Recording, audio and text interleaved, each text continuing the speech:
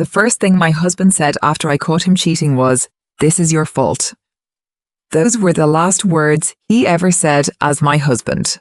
My name is Claire Bennett. I was 38 years old when an earlier flight home ended my 11-year marriage. A storm cancelled my Friday flight, and the airline rebooked me for Thursday afternoon instead. I thought about texting my husband Ethan, but decided to surprise him with dinner from his favourite Thai restaurant. At 4:42 p.m. I pulled into our driveway and immediately noticed Ethan's car in the garage, even though he'd told me he would be taking the kids to his mother's before heading to the gym. I let myself in and immediately noticed how quiet the house was. As I set the takeout on the kitchen counter, a woman's leather jacket hanging over a bar stool caught my eye. At first, I assumed one of Ethan's relatives had stopped by. Then I recognized the gym logo stitched onto the sleeve. A second later, I heard laughter upstairs. It was soft, followed by the familiar creak of our bedroom floor. I stood still for a moment, trying to convince myself there had to be a reasonable explanation. Maybe Vanessa had dropped him off after training. Maybe he'd hurt himself. The excuses vanished the moment I reached our bedroom. The bedroom door was slightly open. The clock on Ethan's nightstand read 4:47 p.m. And inside our bed were Vanessa and my husband. For a few seconds, none of us moved. My eyes drifted across the room, taking in details I knew I'd never forget. Vanessa on my side of the bed, Ethan's wedding ring on the nightstand, and the grey sheets we'd picked out together years earlier, before Vanessa finally scrambled for her clothes. "Oh my God!" Ethan looked up. "Claire!" He sounded shocked to see me, as if I'd interrupted something that belonged to him. Vanessa's hands shook as she dressed. "Claire, I can explain." I looked at her. "Get out." "I'm so sorry." "So am I. Now leave." She glanced at Ethan, waiting for him to say something. I didn't. She hurried past me, but I stopped her in the hallway. "Leave the gate card." Without a word, she unclipped it from her keys, placed it on the dresser, and walked out. Just before the front door closed, she quietly said, "I never wanted you to find out like this. Not, I never should have done it. Only that I'd found out." A minute later, Ethan and I were alone. 11 years of marriage. 2 children. One sentence from him could still have changed everything. He pulled on his shirt. "Claire, please let me explain." "I'm listening." For a brief moment, he looked ashamed. Then he took a slow breath and said, "You weren't supposed to be home until tomorrow. This didn't happen for no reason." The apology I had expected never came. He skipped straight to explaining why cheating on me somehow made sense. "How long?" I asked. Instead of answering, he looked at me with growing frustration. "You're never home. You're always working or traveling. When was the last time you actually paid attention to me? I talked to you this morning. You asked about the kids. You asked about the plumber. You never asked how I was. I asked how training was going." "That's different." His voice grew louder. "You come home exhausted, answer emails all night and barely notice I'm there." I couldn't believe what I was hearing. When did that become permission to sleep with another woman? "I was lonely," he said. "You weren't lonely, Ethan. You were unhappy, and instead of talking to me, you chose someone else." "I tried." "You complained. That's not the same thing." His expression hardened. "So now this is about money?" "No." I held his gaze. "It's about choices." His voice lost the certainty it had carried only seconds earlier. Then he said the words that ended any chance of saving our marriage. "This is your fault for not giving me enough attention." For a second, I realized I wasn't angry anymore. I was simply done. He mistook that silence for guilt. "I'm not saying what I did was right," he continued, "but you have to take responsibility too." I nodded. "You're absolutely right." He frowned, clearly thinking I was about to forgive him. "I haven't been giving you enough attention," I said. "What are you talking about?" "I've spent too much time trying to save this marriage." I picked up my keys. "That ends today." I walked out of the room. I grabbed the small suitcase I'd pulled from the closet and headed downstairs. Ethan followed close behind. "Where are you going?" "We need to talk." "I think we're done talking." "Claire." I stopped at the front door. "You should be careful what you ask me to fight for." Then I left. 20 minutes later, I checked into a hotel. Only after setting my suitcase down did I notice my wedding ring still on my finger. I slipped it off, placed it on the bedside table, and made 3 calls. The first was to a divorce attorney. The second was to a locksmith. The third was to my older sister, Julia. She answered immediately. "You're home early." I caught Ethan with Vanessa. Silence. Then she quietly asked, "Where are the kids?" "With his mother." "Are you safe?" Yes. Come stay with me. Not yet. Claire, I need to think. Then promise me one thing. What? Talk to a lawyer before you do anything else. I already have. About 20 minutes later, Rachel called back. After reviewing the deed, she confirmed the house had been purchased with my inheritance before the marriage and remained solely in my name. That was when everything became clear. Ethan thought I had left to cool off. I was already preparing to leave for good. Rachel warned me not to argue with him, threaten him, or respond emotionally. Assume every message you send could end up in court, she said. I understand. Can you stay calm? I glanced at my wedding ring resting on the bedside table. I've never been calmer. After hanging up, I made a list of every account, password, and document I needed to secure. Around midnight, Ethan texted. I know you're hurt, but disappearing like this proves my point. You never pay attention when I need you. I forwarded it to Rachel without replying. By morning, he was about to receive all the attention he had been asking for. At 7:45, I parked down the street and watched Ethan leave with the kids. 10 minutes later, the locksmith changed every lock, updated the garage code, and removed Vanessa's access from the security system. Following Rachel's advice, I packed several days of Ethan's belongings, left them by the front entrance, and saved copies of the security footage before leaving. Rachel was waiting when I arrived at her office. Do you want to save the marriage? No, she nodded without hesitation. Good, then we focus on protecting your future. Less than an hour later, my phone lit up. Why doesn't my key work? Did you change the locks? Claire, answer me. I ignored every call. The doorbell camera showed Ethan pounding on the front door before noticing his suitcases. He demanded I let him inside, but Rachel simply watched the screen.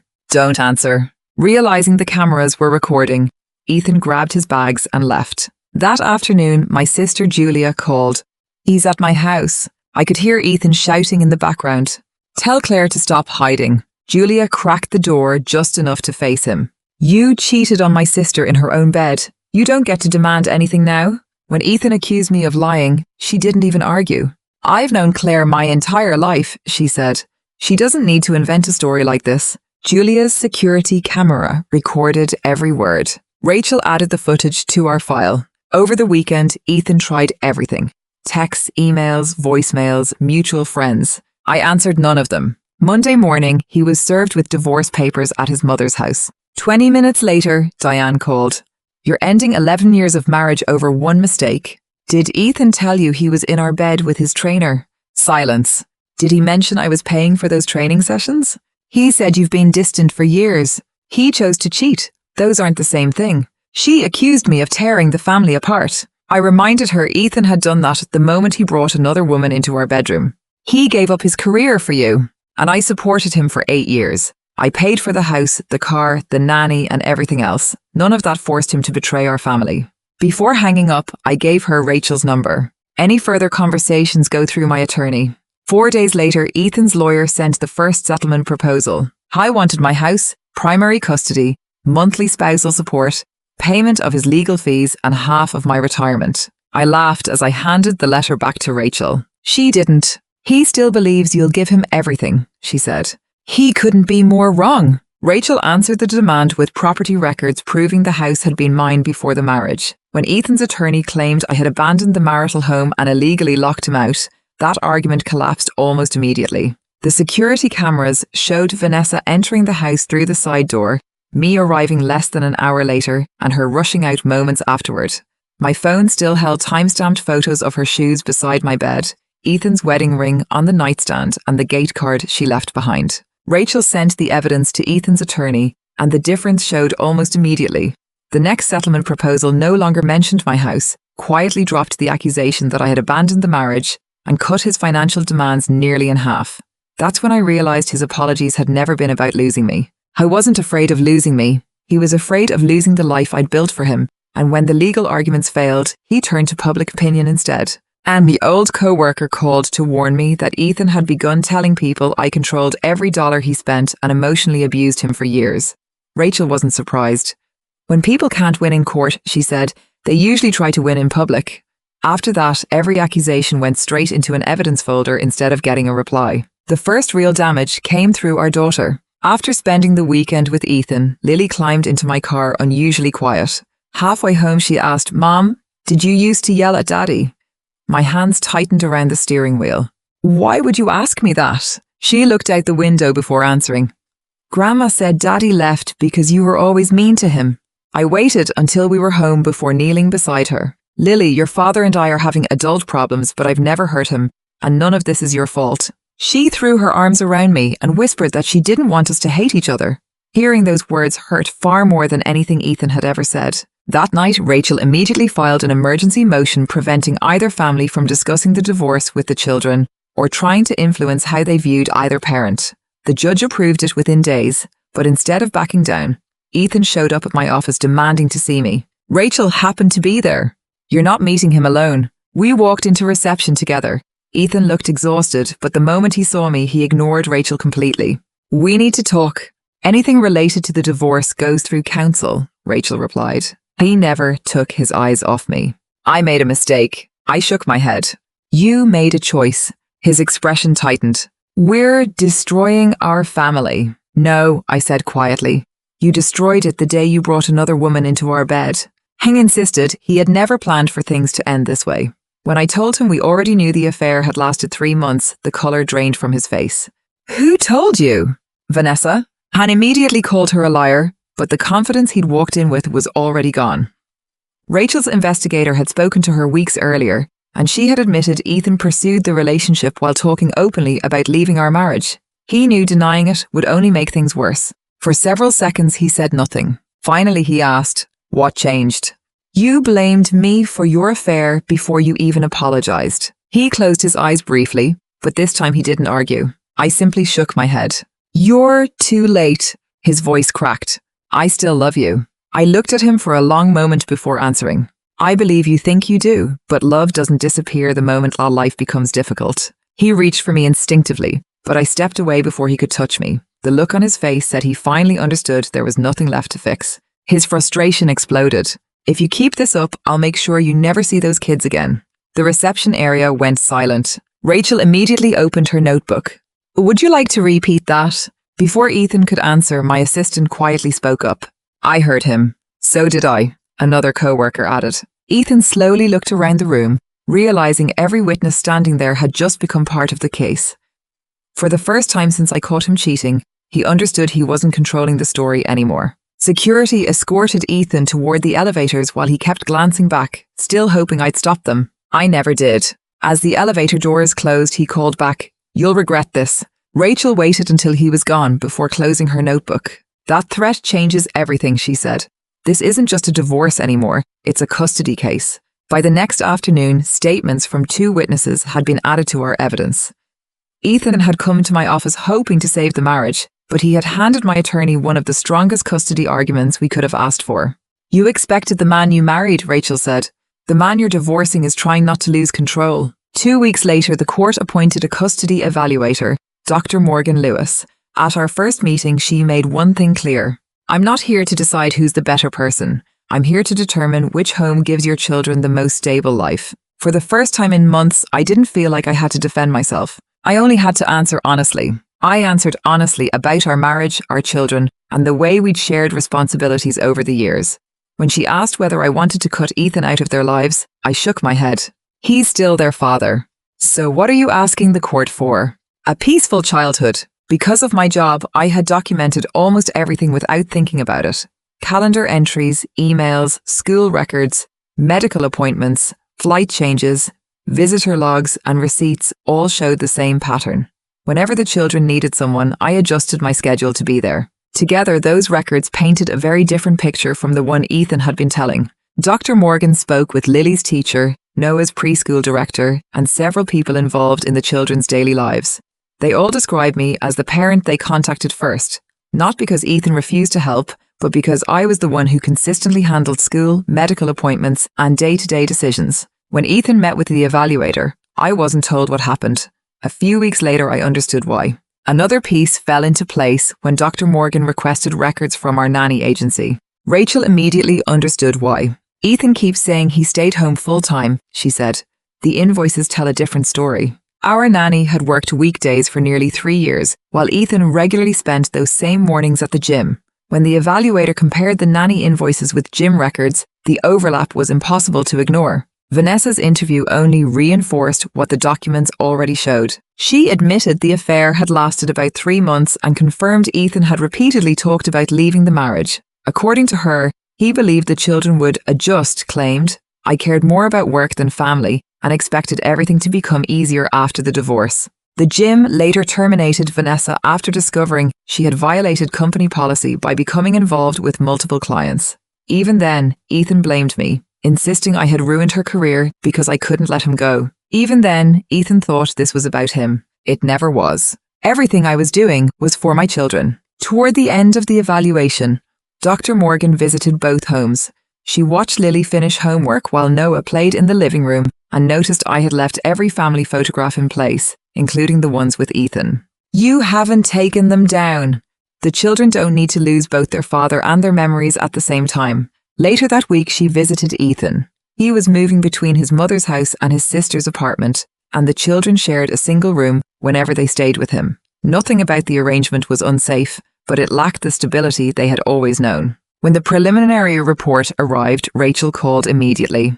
"It strongly favors you." The evaluator concluded that I had been the children's primary caregiver throughout the marriage, provided them more stable home after the separation, and consistently put their needs ahead of the conflict. Ethan's threat at my office, combined with repeated attempts by his family to influence the children, raised additional concerns about future co-parenting. "This isn't the final ruling," Rachel reminded me, "but unless something changes dramatically, primary physical custody is becoming very likely." For the first time since I walked into my bedroom and found my marriage over, I allowed myself to believe the truth might matter more than the stories Ethan had been telling. Nearly 4 months later, we met outside the courthouse for the final hearing. Rachel handed me a coffee and smiled. "You don't have to be fearless today. You only have to tell the truth." Across the lobby, Ethan stood beside his attorney. He looked older than I remembered, and whatever confidence he had once carried was gone. Inside the courtroom, there were no dramatic speeches, only documents, testimony, and years of our lives reduced to evidence. The judge had already reviewed the custody evaluation, leaving Ethan's attorney to focus almost entirely on finances. He argued that Ethan deserved an ownership interest in the house because he had helped maintain it during the marriage. Rachel calmly presented the deed, my grandmother's inheritance records, and the financial documents showing the property had been purchased and paid for before our wedding. After reviewing the file, the judge looked at Ethan's attorney. "Do you have evidence disputing these records?" "No, Your Honor. The house remains Ms. Bennett's separate property." The discussion then turned to the spousal support. Rachel had warned me this was the one issue we were unlikely to avoid. Although Ethan's affair had ended the marriage, he had spent years outside the workforce, and the court would almost certainly award temporary support while he rebuilt his career. That prediction proved correct. The court ordered transitional spousal support for 3 years. I didn't like it, but Rachel had prepared me for that outcome. Ethan had spent 8 years away from full-time work, so the law gave him time to rebuild his career. We also divided the retirement savings accumulated during the marriage. Losing nearly $90,000 hurt, not because of the money itself, but because it represented years I had believed we were building the same future. Then the judge turned to the only issue that truly mattered. Dr. Morgan's report concluded that I had been the children's primary caregiver, provided them more stable home and consistently handled their education, healthcare, and daily routines. It also noted Ethan's threat at my office and his family's repeated attempts to influence the children after the separation. After reviewing the evidence, the judge awarded me primary physical custody while we continued to share legal decision-making. Ethan received parenting time every other weekend and 1 evening each week. For the first time since that afternoon, I believed my children would be okay. The remaining financial issues were resolved quickly, and with one final signature, the judge ended our 11-year marriage. Outside the courthouse, Rachel smiled at me. "You did well. It doesn't feel like winning." "Because it isn't," she replied. "You didn't win. You survived." She was right. Divorce doesn't feel like victory. It feels like accepting that the life you planned no longer exists. Before I reached my car, Diane stopped me. "I hope you're happy," she said. "I don't think happy is the right word." "You destroyed him." I shook my head. "No, Ethan destroyed his own marriage. I made one mistake." "People make mistakes," I said quietly. "But they don't spend months blaming someone else, lying to their children, and asking everyone around them to rewrite the truth." She looked toward Ethan standing alone outside the courthouse. "He isn't a bad man. I never said he was. I'm saying good people can still make choices that destroy lives. She had no answer. When I got home, Lily and Noah ran outside before I'd even turned off the engine. "Can we make pizza tonight?" I laughed for what felt like the first time in months. "We absolutely can." As we walked inside, Lily slipped her hand into mine. "Is everything okay now?" I looked around the house that had finally become peaceful again. "It's going to be." A month after the divorce, I realized healing hadn't arrived all at once. It came quietly, in ordinary mornings, school runs and peaceful dinners. The children settled back into their routines, while Ethan's life moved in the opposite direction. His relationship with Vanessa collapsed within weeks. She eventually left the city after losing her job, and he moved back in with his mother while trying to rebuild a career he had walked away from years earlier. Our conversations became limited to the children, and that distance helped me understand something therapy eventually put into words.